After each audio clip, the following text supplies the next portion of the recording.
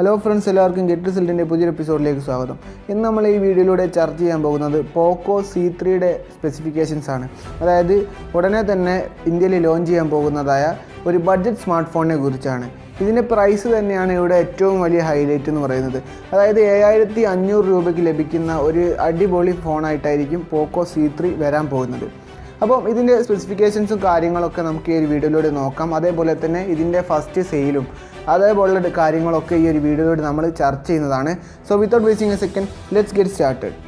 വീഡിയോയിലേക്ക് കടക്കുന്നതിന് മുമ്പ് ഒരു സന്തോഷ വാർത്ത പറയാനുണ്ട്. അതായത് നമ്മുടെ ചാനൽ മോണിറ്റൈസേഷൻ എനേബിൾ ആയിട്ടുണ്ട്. അപ്പോൾ ഇപ്പോൾ ആഡൊക്കെ വന്നു തുടങ്ങി, ചാനലിൽ ആഡുകളൊക്കെ വന്നു തുടങ്ങി. ഏകദേശം എൻ്റെ ഒരു 3 കൊല്ലത്തെ പരിശ്രമം എന്ന് പറഞ്ഞുകൂടെ. കുറച്ച് വീഡിയോസ് ഇടും, കുറച്ച് പിന്നെ ഡിലേ ആവും, അല്ലെങ്കിൽ കുറേ കാലം വീഡിയോസ് ഇടാതെ നിൽക്കും. അങ്ങനെയൊക്കെ കളിച്ചിട്ടാണെങ്കിൽ കൂടി 2-3 കൊല്ലം കൊണ്ട് നമ്മുടെ ചാനൽ മോണിറ്റൈസേഷൻ എനേബിൾ ആയിട്ടുണ്ട്. അപ്പം അത് നിങ്ങളെ എല്ലാവരെയും അറിയിക്കുകയാണ്. അതേപോലെ തന്നെ ഒരുപാട് നെഗറ്റീവ് കമൻറ്റുകൾ വരുന്നുണ്ട്. നെഗറ്റീവ് കമൻറ്റുകളുള്ള വീഡിയോസിന് മാത്രമാണ് എനിക്ക് റീച്ച് ഉള്ളത്. കുറച്ച് വ്യൂ ഉള്ള വീഡിയോസ് എന്ന് പറയുന്നത് ഞാൻ നെഗറ്റീവായിട്ട് ചെയ്തിട്ടുള്ള വീഡിയോകൾക്ക് മാത്രമാണ്. ഒരുപാട് തെറ്റുകൾ എൻ്റെ ഭാഗത്തു നിന്ന് വന്നു പോയിട്ടുണ്ട്. പക്ഷേ ഇനി അങ്ങോട്ട് നമ്മൾ മാക്സിമം പുതിയ ഫോണുകൾ വരുന്ന സമയത്ത് റിലീസ് ചെയ്തതിന് ശേഷം അതിൻ്റെ നെഗറ്റീവ് സൈഡുകൾ എക്സ്പ്ലെയിൻ ചെയ്യാനായിരിക്കും കൂടുതൽ ഇമ്പോർട്ടൻസ് നൽകുക. അതും നിങ്ങളെ ഒന്ന് അറിയിക്കുകയാണ്. അപ്പോൾ നമുക്ക് പോക്കോ C3യിലേക്ക് തന്നെ പോകാം. പോക്കോ C3 എന്ന ബഡ്ജറ്റ് ഫോണ് റെഡ്മി 9Cയുടെ റീബ്രാൻഡഡ് വേർഷനായിട്ടാണ് ഇന്ത്യയിലേക്ക് എത്തുന്നത്. അത് എങ്കിൽ കൂടി ചില സ്പെസിഫിക്കേഷൻസിൽ മാറ്റങ്ങൾ നമുക്ക് കാണാനായിട്ട് പറ്റും. ഡിസ്പ്ലേ നമ്മൾ പരിശോധിച്ച് കഴിഞ്ഞാൽ 6.53 ഇഞ്ചിൻ്റെ HD+ ഡിസ്പ്ലേ ആണ് പോക്കോ C3യിൽ വരുന്നത്. അതേപോലെ തന്നെ ഈ ഒരു display water drop notch display ആണ്. അതേപോലെ തന്നെ ഇവിടെ എടുത്തു പറയേണ്ട മറ്റൊരു കാര്യം, ഇതിൽ ഫിംഗർ പ്രിൻറ്റ് സെൻസർ ഇൻക്ലൂഡഡ് ആയിട്ടില്ല എന്നുള്ളതാണ്. റെഡ്മി 9Cയിൽ നമുക്ക് ഫിംഗർ പ്രിൻറ്റ് സെൻസർ ലഭിക്കുന്നുണ്ടായിരുന്നു. എങ്കിൽ നമുക്ക് പോക്കോ C3യിൽ നമുക്കിവിടെ ഫിംഗർ പ്രിൻറ്റ് സെൻസർ ലഭിക്കുന്നില്ല. ഇതാണ് ഇവിടെയുള്ള ഒരു ചെറിയ സ്പെക്കിലുള്ള വ്യത്യാസം എന്ന് പറഞ്ഞത്. ബോഡി പാർട്ട് പരിശോധിച്ച് കഴിഞ്ഞാൽ പ്ലാസ്റ്റിക് ബോഡി ഡിസൈനിലാണ് ഈ ഒരു ഫോൺ എത്തിയിട്ടുള്ളത്. എങ്കിൽ കൂടി 7500 രൂപ എന്ന് പറയുന്ന ഒരു ബഡ്ജറ്റിൽ ഈ ഒരു ഡിസൈനും ഇതേപോലുള്ളൊരു ഡിസ്പ്ലേ ഒക്കെ ഉള്ളത് കൊണ്ട് തന്നെ അഫോർഡബിൾ ആണ്, അല്ലെങ്കിൽ നമുക്ക് വാല്യൂ ഫോർ മണി ആണ് എന്നാണ് എനിക്ക് തോന്നുന്നത്. അതേസമയം തന്നെ നമ്മൾ ഈ ഒരു ഫോണിൻ്റെ പ്രോസസ്സർ പരിശോധിച്ച് കഴിഞ്ഞാൽ MediaTekൻ്റെ G35 എന്ന പ്രോസസ്സറാണ് ഈ ഒരു ഫോണിൽ നൽകിയിട്ടുള്ളത്. ഈ ഒരു പ്രോസസ്സറിൻ്റെ മാക്സിമം ക്ലോക്ക് സ്പീഡ് എന്ന് പറയുന്നത് 2.3 GHz ആണ്. അതേപോലെ തന്നെ ഈ ഒരു ഫോണ് 3 കളർ വേരിയൻറ്റുകളിലും 2 RAM+ സ്റ്റോറേജ് വേരിയൻറ്റുകളിലുമാണ് ഇവിടെ ലഭിക്കുന്നത്. നമുക്ക് 3GB RAM+ 32GB internal storage എന്ന വേരിയൻറ്റ് 7499 രൂപയ്ക്കും 4GB RAM+ 64GB internal storage എന്ന വേരിയൻറ്റ് 8999 രൂപയ്ക്കുമാണ് ലഭിക്കുന്നത്. അതേപോലെ തന്നെ ഇവിടെ എടുത്തു പറയേണ്ട മറ്റൊരു സ്പെസിഫിക്കേഷനാണ് ഇതിൻ്റെ റാം ടൈപ്പ് എന്ന് പറയുന്നത്. LPDDR4X റാം ആണ് ഈ ഒരു ഫോണിൽ നൽകിയിട്ടുള്ളത്. അതേപോലെ തന്നെ ഈ ഒരു ഫോണിൽ ഡെഡിക്കേറ്റഡ് മൈക്രോ SD കാർഡ് സ്ലോട്ടും നൽകിയിട്ടുണ്ട്. അതായത് നമുക്ക് ഒരേ സമയം 2 സിം കാർഡും 1 മെമ്മറി കാർഡും ഇതിൽ യൂസ് ചെയ്യാനായിട്ട് പറ്റും എന്നുള്ളതാണ് ഇതിൻ്റെ മെയിൻ ഹൈലൈറ്റ് എന്ന് പറയുന്നത്. ഒരു ബഡ്ജറ്റ് സ്മാർട്ട് ഫോണിൽ വേണ്ടത് ഒരു സ്പെക്ക് തന്നെയാണിത്. മാത്രമല്ല ഇതിൻ്റെ മാക്സിമം സ്റ്റോറേജ് വേരിയൻറ്റ് നമുക്ക് ലഭിക്കുന്നത് 64GB ആണ്.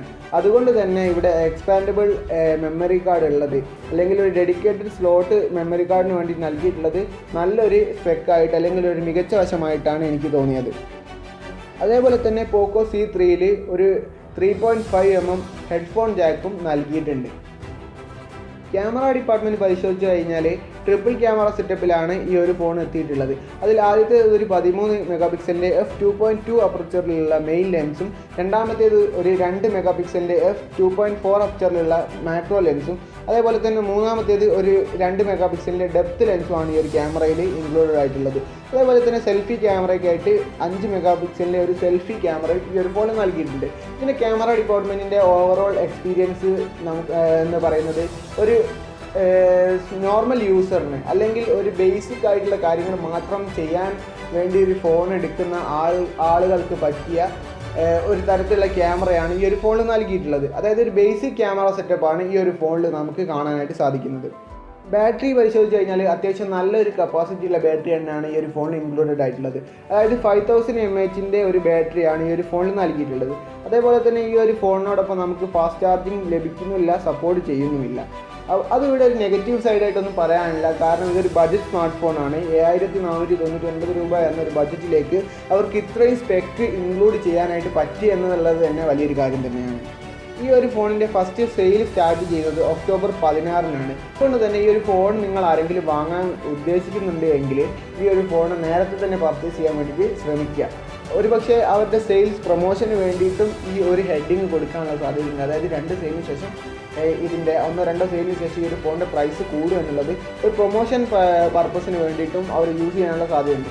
അതുകൊണ്ട് ഒരുപക്ഷെ ചിലപ്പോൾ ഒരു 500 രൂപയുടെ വ്യത്യാസമൊക്കെ ആയിരിക്കും ഈ ഒരു ഫോണിൽ വരാൻ പോകുന്നത്.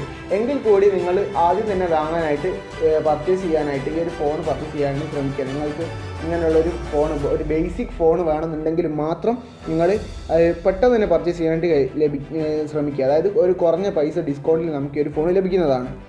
ഇനി ഈ ഒരു ഫോൺ ആർക്ക് വേണ്ടിയുള്ളതാണെന്ന് ചോദിച്ചു കഴിഞ്ഞാൽ ഞാൻ നേരത്തെ പറഞ്ഞതുപോലെ തന്നെ ബേസിക് പർപ്പസിന് കോൾ ചെയ്യുക, ഒരു വാട്സപ്പ് യൂസ് ചെയ്യുക, അതുപോലെയുള്ള ബേസിക് സ്റ്റെപ്സിന് വേണ്ടിയിട്ട് മാത്രം യൂസ് ചെയ്യുന്ന ആളുകൾക്കുള്ളതാണ് ഈ ഒരു ഫോൺ എന്ന് പറയുന്നത്. ഇതൊരിക്കലും ഒരു ഗെയിമിംഗ് സ്മാർട്ട് ഫോണോ അല്ലെങ്കിൽ അതുപോലുള്ളൊരു ഡിവൈസോ ഒന്നുമല്ല. അതായത് ഒരു ബേസിക് കാര്യങ്ങൾ നമുക്ക് വാട്സപ്പ് യൂസ് ചെയ്യുക, ഇൻസ്റ്റഗ്രാം യൂസ് ചെയ്യുക, അതേപോലെ തന്നെ കോൾ ചെയ്യുക, അതേപോലെ തന്നെ ചെറിയ ചെറിയ കാര്യങ്ങൾ, അത്യാവശ്യം ചെറിയ ഫോട്ടോസ് എടുക്കാം. അതുപോലെയുള്ള ആളുകൾക്ക്, അതായത് റഫ് യൂസിന് പറ്റിയൊരു ഫോണല്ല ഇത്. അതായത് നമുക്ക് ബേസിക് കാര്യങ്ങൾ മാത്രം യൂസ് ചെയ്യാൻ വേണ്ടിയിട്ടുള്ള, അല്ലെങ്കിൽ ബേസിക് കാര്യങ്ങളിൽ കൂടുതൽ ഇമ്പോർട്ടൻസ് നൽകിയിട്ടുള്ള ഒരു ഫോണാണ് പോക്കോ C3 എന്ന് പറയുന്നത്. അപ്പോൾ നിങ്ങളുടെ ബഡ്ജറ്റ് 7499 രൂപയാണ് എങ്കിൽ നിങ്ങൾക്ക് പറ്റിയ, എനിക്ക് തോന്നുന്നു ഇപ്പോൾ മാർക്കറ്റിൽ ലഭിക്കുന്നതിൽ വെച്ച് ഒരു നല്ല ഓപ്ഷൻ ആയിരിക്കും ഈ ഒരു പോക്കോ C3 എന്ന് പറയുന്ന മൊബൈൽ. ഈ ഒരു വീഡിയോ നിങ്ങൾക്ക് ഇഷ്ടപ്പെട്ടിട്ടുണ്ടെങ്കിൽ ലൈക്ക് ചെയ്യുക, ഷെയർ ചെയ്യുക. അതുപോലെ ചാനലിന് സബ്സ്ക്രൈബ് ചെയ്യില്ല എങ്കിൽ സബ്സ്ക്രൈബ് ചെയ്യുക. So thank you so much for watching.